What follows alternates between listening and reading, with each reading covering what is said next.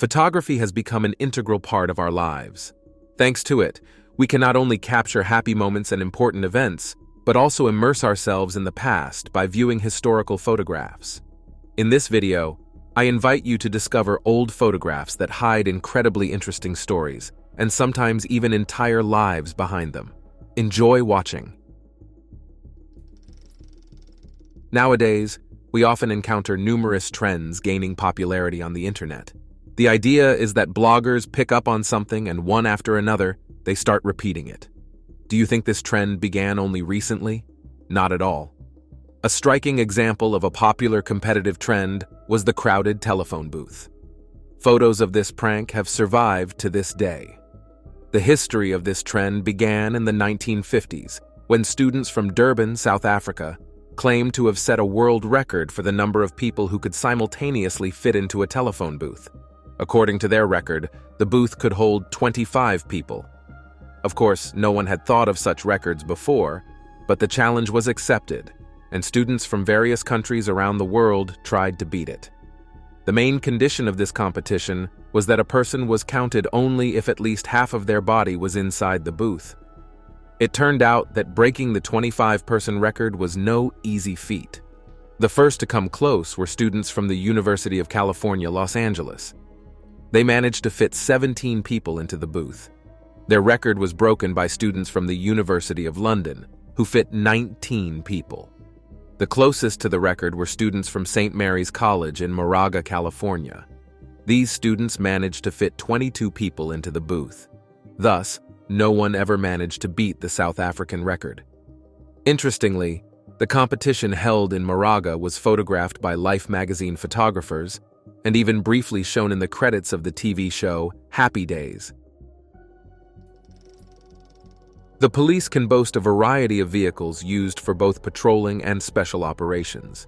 These include cars, motorcycles, horses, and helicopters.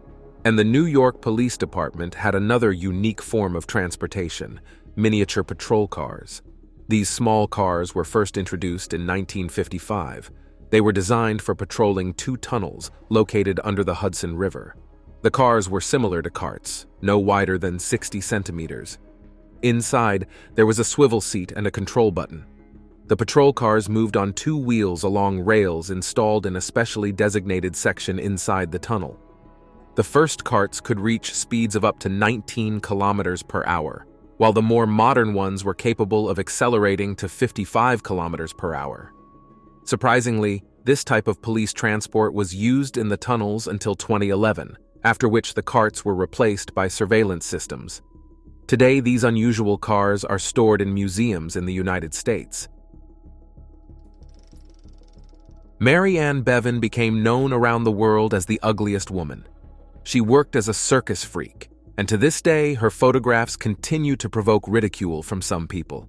However, few know the story of this unfortunate woman. Mary Ann Webster was born on December 20th, 1874, in London. Her family was quite poor, and besides her parents were raising 7 other children. When Mary grew up, she became a very attractive young woman, and after finishing nursing school, she quickly married a farmer named Thomas Bevan. The couple had 4 children, and overall they had a happy family life. But soon, Mary's life turned into a real nightmare. 11 years after the wedding, Mary's husband passed away, leaving her alone with 4 children. Soon after, she learned that she had a rare endocrine disease called acromegaly. In addition to constant migraines and joint pain, Mary watched in horror as she slowly transformed from a beauty into a monster. People began to avoid Mary. She was fired from the hospital where she had worked as a nurse for many years. But she needed to feed herself and her children, so she applied to participate in a contest for the ugliest woman in the world, organized by a circus, and won. With the freak show, she traveled the world and continued working as a circus performer until her death. Mary Ann Bevan died at the age of 59. Her life story serves as a reminder to never mock people, especially if they are ill. Alzheimer's disease is one of the forms of dementia. It is a degenerative disease that is incurable, and its causes remain unknown. As a rule, Alzheimer's disease begins to manifest in previously mentally healthy people over the age of 65, though it sometimes occurs earlier. Symptoms of the early stages of this disease include memory loss, forgetfulness, and frequent mood swings. In the later stages, patients stop recognizing their loved ones and lose basic daily skills and speech. This disease was first described by the German psychiatrist Alois Alzheimer in 1906 after a patient named Augusta came to see him. You can see her in this photograph. Augusta was brought to a psychiatric hospital by her husband. According to him, his wife had started behaving very strangely. She began to forget what she had done a second ago, lost the ability to cook meals she had been making for years, and could walk back and forth for hours. In addition, Augusta gradually lost her speech skills, experienced hallucinations, and behaved completely inappropriately. Alzheimer suspected dementia, but he was very surprised that these symptoms were appearing in a woman still young for this disease. At the time of her examination, Augusta was 51 years old. She was under Alzheimer's observation for 4.5 years. After her death, the doctor sent her body for pathological examination, during which numerous abnormalities were found in her brain. Under a microscope, protein formations in the form of peculiar tangles were found in the brain cells, as well as deposits the size of millet grains. In addition, the patient was found to have cortical atrophy in her brain. Unfortunately, despite the fact that doctors can accurately diagnose Alzheimer's disease based on the condition of the brain and its symptoms, the causes of this disease remain unknown. In the 1950s, people did not fly as often as they do now, and airline service was quite different. Along with these photos, I offer you a glimpse into what flights in America were like at that time. Flights in the mid-20th century were like a real celebration. Airlines offered many additional services to ensure that people chose to fly with comfort and a sense of security. Since there were no in-flight movies at the time, flight attendants entertained passengers with press materials, board games, music, and food. The meals were no worse than in restaurants featuring lobsters, steaks, fresh cakes, and much more. To complement the hearty meals, alcohol was served in abundance, especially by modern standards. Airlines also focused on passenger comfort. Therefore, the space between seats was large enough for people to stretch out their legs and relax. The reason for such service, of course, was the high price of airline tickets. For example, a 3-hour domestic flight cost passengers $138, which is about $1,200 in today's money. Naturally, airlines tried to make people feel like they were paying not only for the flight, but also for the additional pleasant perks such as food, alcohol, entertainment, and comfort. For many years, there has been a kind tradition in the United States. The president always lives in the White House with 4-legged friends. Interestingly, archivists even keep careful records of all the animals that have ever lived on the grounds of the White House. This tradition began during the presidency of Warren G. Harding, the 29th President of the United States. The public became incredibly interested in the life of his dog, Laddie Boy, and the press even started a special column in the newspapers to publish news about the president's dog. Subsequent U.S. presidents continued this tradition by adopting pets. The only exception was Donald Trump. Joe Biden decided to return to the old custom and adopted several dogs, one of which was taken from a shelter. Not all presidents kept dogs in the White House. For instance, John F. Kennedy had a variety of pets. The most famous among them were a dog named Pushinka, a gift from Nikita Khrushchev, and a pony named Macaroni, gifted to his daughter by Lyndon B. Johnson. The president's wife, Jacqueline, loved all the animals, but she especially enjoyed spending time with her children and the cute pony, as evidenced by numerous photos of Macaroni. Of course, the pony didn't live inside the house. She had her own place in the president's stable. But unlike other horses, Macaroni was a frequent guest in Washington. Some men prefer to wear a beard. Some choose a short one, while others grow it long, but very few can boast a beard as long and thick as Louis Coulon's. Louis Coulon, the man captured in these photographs, was born on February 26, 1826, in Vandenesse, in central France. His parents worked at an iron foundry, and Louis himself started working as a child. Louis's beard started growing when he was just 12 years old. It grew so fast that he had to shave several times a day. Eventually, after a year of such torment, Louis decided to never touch his beard again. By the time he was 14, it had already reached a length of 50 centimeters. Louis decided that he could live with such a beard, so he never shaved again. By 1804, the man's beard had grown over 3 meters long. Of course, this was an absolute record in all of France, and most likely in the world. Thus, Louis Kowloon became a celebrity. His photographs were printed in newspapers and magazines, postcards with his image spread all over the world, and scientists of that time tried to unravel the secret of such beard growth. However, Louis wasn't used to fame or money, so he continued working at the foundry and occasionally agreed to interviews and photo shoots. Aside from his work, the man loved cats and they loved sleeping in his beard. Therefore, among the photographs of Louis, there are many pictures of cats resting in his beard, as if in cozy little houses. Albert Einstein, the greatest physicist of the 20th century, who gave us deeper insights into the workings of our universe, passed away on April 18, 1955, at the age of 76.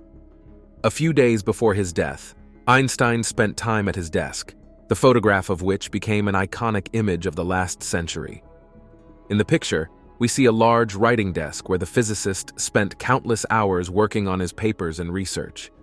The desk is filled with numerous papers containing various calculations, and behind it, we can see a chalkboard covered with equations written by Einstein's hand. It seems as if the great scientist might walk into his office at any moment to resume his work, but that was never to happen again. By early April 1955, Einstein began feeling severe chest pain, but he didn't pay much attention to it. He continued working in his office, but on April 13th, his condition worsened, and he was hospitalized at Princeton Hospital in New York, where 5 days later, after a major operation, he passed away from an aortic aneurysm. Charles Spencer Chaplin, better known by the pseudonym Charlie Chaplin, was and remains one of the most famous actors of the early 20th century. We all remember him in the role of the little tramp from the silent film The Circus, filmed in 1928.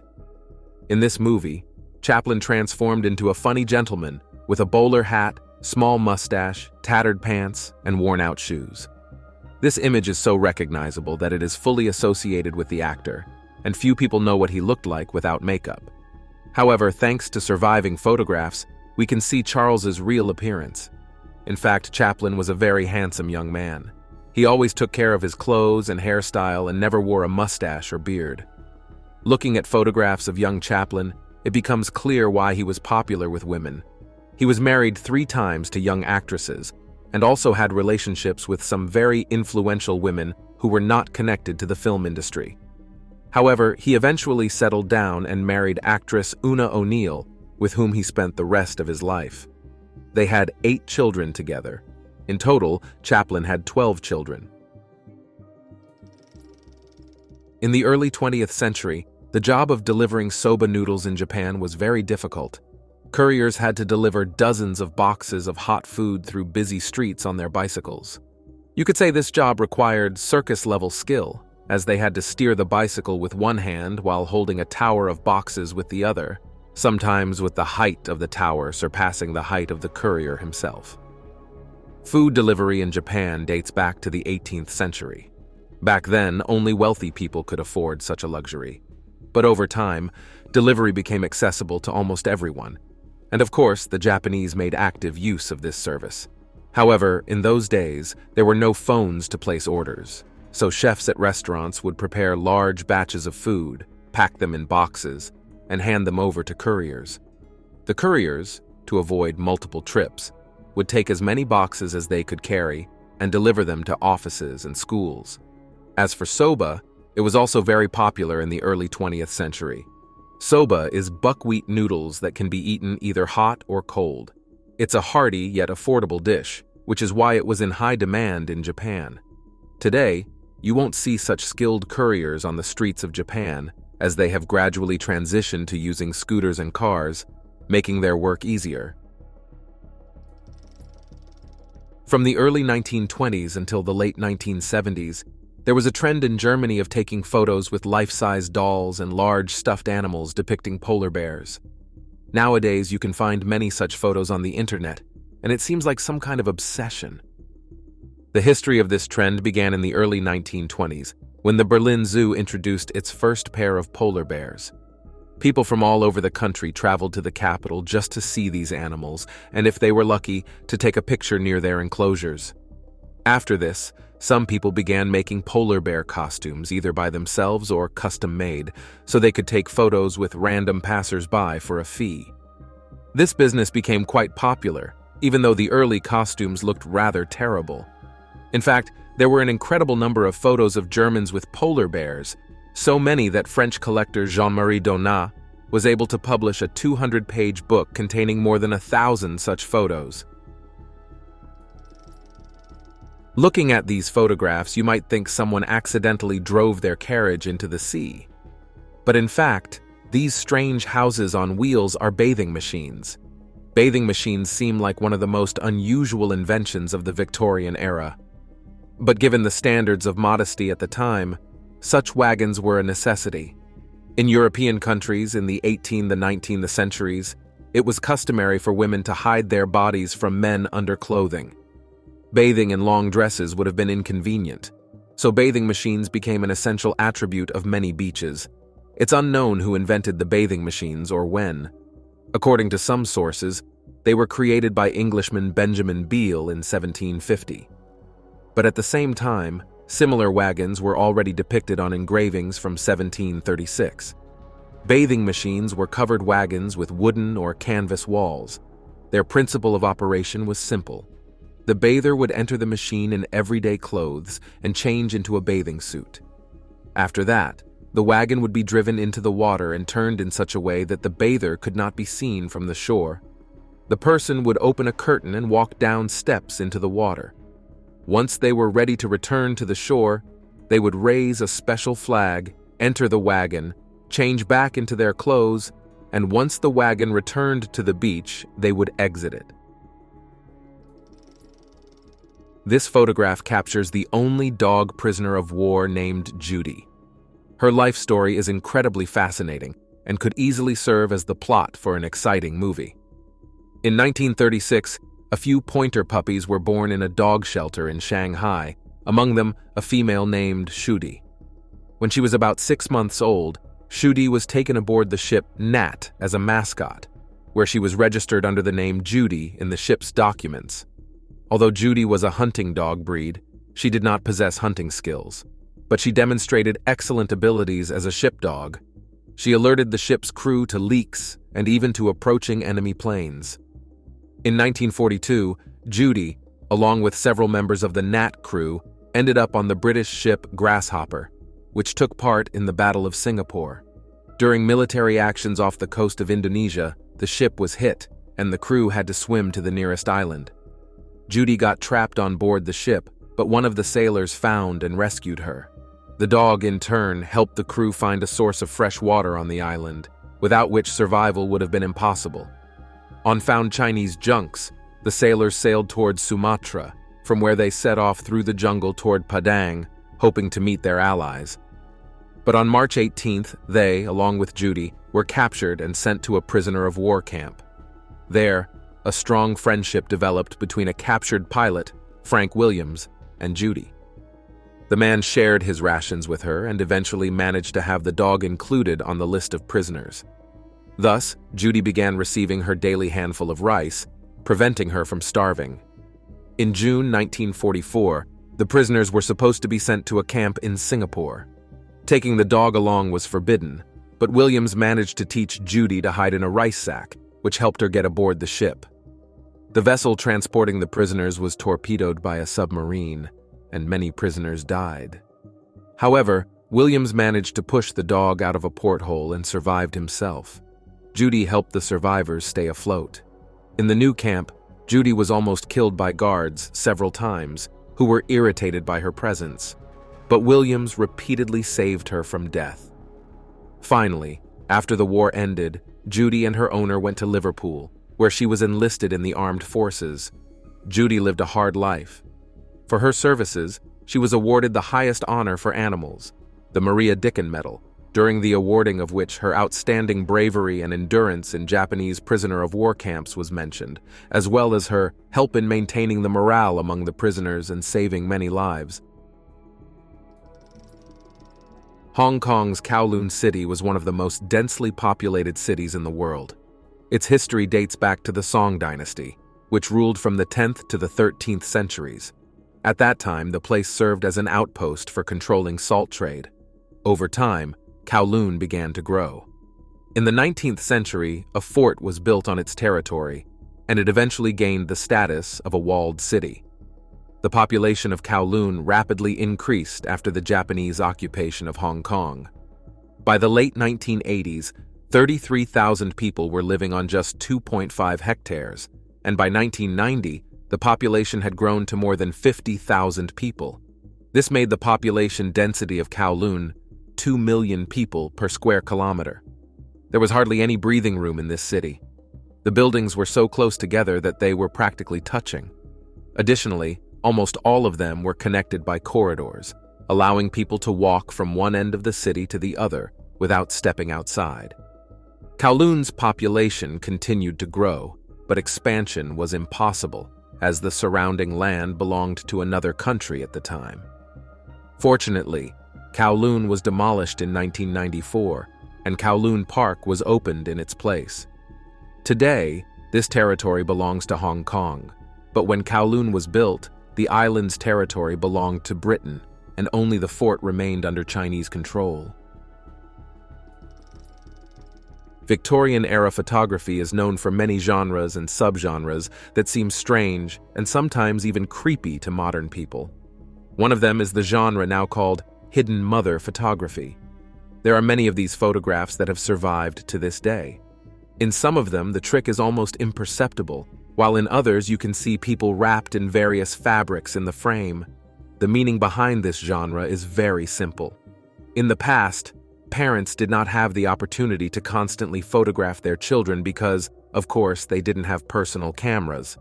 To get a portrait of their children, people would turn to photographers. However, it is well known that photographing small children is not easy. They don't want to sit still and look at the camera, or they start to cry. To prevent this, mothers would hide behind screens while holding their children in their arms. Sometimes hiding completely didn't work, so parents wrapped themselves in fabric so that their faces wouldn't be in the picture. Of course, people understood that they were still visible in the photo, but there were no other ways to stay out of their child's portrait at that time. In this photograph, you can see a horse-drawn bus, also known as an omnibus. This form of transport was very popular in European countries in the 19th century. It is believed that the first omnibus appeared in 1826 in the commune of Nantes, France. Around the same time, similar carriages designed for a large number of passengers began operating between Manchester and Salford in England. And in 1829, the fashion for omnibuses reached New York. Unlike the buses we are familiar with, omnibuses were powered by horses.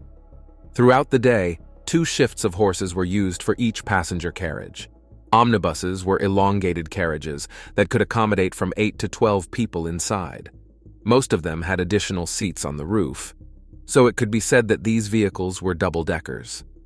Omnibuses fell out of fashion after motorbuses appeared in London in 1903. Within 2 decades, motorbuses had spread to all civilized countries of the world.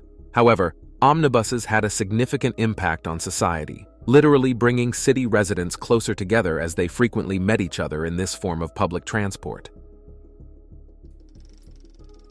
In this photograph, you see a young girl who would later become one of the sex symbols of the 1950s and 1960s. Of course, this is Brigitte Bardot. This photo was taken in 1953 during the Cannes Film Festival, where 18-year-old Brigitte arrived with her husband, French actor and film director Roger Vadim. On the day this series of photos was taken, Brigitte was relaxing on the beach with other famous stars. It was then that she appeared in a bikini. This swimsuit sparked a wave of negative comments aimed at the young girl, but despite this, she continued to wear such clothing, which was considered indecent by the standards of society in the late 1940s and early 1950s. Some girls of that time began to follow the example of the famous actress. More and more women started appearing on the beaches in revealing swimsuits. Today, it's hard to believe that wearing such swimwear was once considered bad form, and who knows, perhaps if it weren't for Brigitte's boldness, other girls might have started wearing bikinis on the beach much later than the 1950s. Asbestos is a collective name for a group of fine fiber minerals used in various industries, including construction and automotive manufacturing. These minerals have been known since ancient times. The first mentions of asbestos are found in the works of the Greco-Roman historian and philosopher Strabo, who lived in the 1st century BC. However, the dangers of this material only came to light in the 20th century. After long studies, scientists concluded that asbestos dust, when it enters the upper respiratory tract, causes irreversible health effects. In particular, this mineral is a cause of asbestosis, pleurisy, and cancer. The harmfulness of the fibers depends on their size. The smaller the fibers, the more likely they are to enter the upper respiratory tract, where the immune system cannot remove them. Ultimately, the cells irritated by the presence of asbestos inside the body for many years provoke the development of cancer. Irrefutable proof of this mineral's danger is the high mortality rate among workers who mine asbestos. For this reason, the extraction of this mineral has been minimized in many countries around the world. Nowadays, long flights can be uncomfortable for many adults, let alone children. In the 1950s, when there were fewer airlines and ticket prices were much higher, passengers literally enjoyed flying. This is not surprising, as they were offered delicious gourmet meals, comfortable soft seats with pillows, and much more. Of course, back then, as now, parents flew with their children. Holding a baby in your arms on a plane is quite challenging. So, in the mid-20th century, a device was introduced that allowed babies to sleep during the flight while their parents could relax. The first airline cradle appeared at British Overseas Airways Corporation. It was a hammock that was attached to the overhead luggage rack. The cradle was open at the top and had no securing straps inside. Despite this, the device was still considered completely safe, as the shape of the cradle prevented the baby from falling out.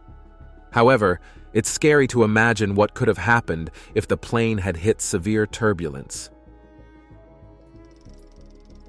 Today, science experiment kits are quite popular toys among children who want to try their hand at being scientists. They are generally safe if safety precautions are followed, and experiments are conducted under adult supervision. These kits are very entertaining, but none of them can compare to a 1950s toy released by the A.C. Gilbert Company. This company was founded by athlete, inventor, and magician Albert Gilbert. Gilbert decided to start a business producing children's toys, but instead of making teddy bears, he created various kits for magicians, chemists, and physicists. One day he decided that children should experience the role of a nuclear physicist and released a playset called Gilbert U-238 Atomic Energy Lab. The lucky owner of this set could find inside a small chamber for observing alpha particles, a spinthariscope that showed the results of radioactive decay on a fluorescent screen, an electroscope to measure the radioactivity of various substances in the set, a Geiger counter, an instruction manual, a cardboard with a radium coating, a scientific book, and 4 glass jars with samples of uranium U-238 ore. The cost of this set was about $600 in today's money. Fortunately, not many of these toys were sold, and they were taken off the market after a year as they could pose a serious danger to children. And that's all from me. If you enjoyed this video, don't forget to like it, subscribe to the channel, and hit the notification bell. Your engagement is the best reward for me. Thank you for watching. See you soon. Goodbye.